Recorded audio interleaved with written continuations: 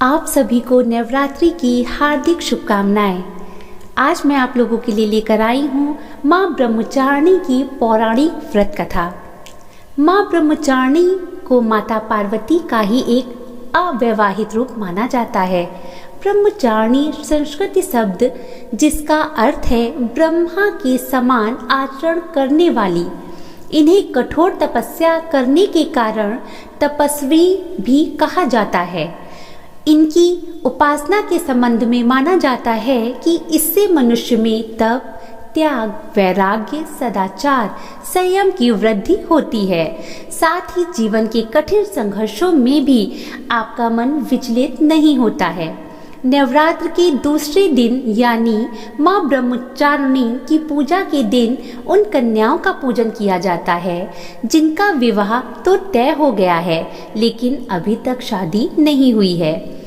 ऐसे में इस दिन इन्हें अपने घर बुलाकर पूजन के पश्चात, भोजन कराने के पश्चात वस्त्र, पात्र आदि भी आप भेंट किए जाते हैं। पौराणिक मान्यताओं के अनुसार देवी पार्वती जी ने भगवान शिव से विवाह करने की इच्छा प्रकट की थी, जिसके बाद उनके माता पिता उन्हें हतोत्साहित करने की कोशिश करने लगे थे। हालांकि इन सब के बावजूद भी देवी ने भगवान कामदेव से मदद की गुहार लगाई थी।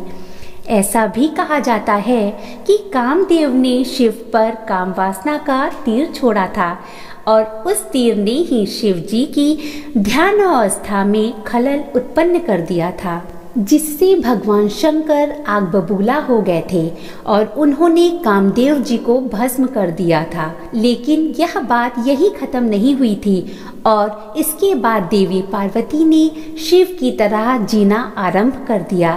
देवी पहाड़ पर गई और वहां उन्होंने कई वर्षों तक घोर तपस्या की, जिसके कारण उन्हें ब्रह्मचारिणी नाम दिया गया। इस कठोर तपस्या से देवी ने भगवान शंकर का ध्यान अपनी ओर आकर्षित कर लिया।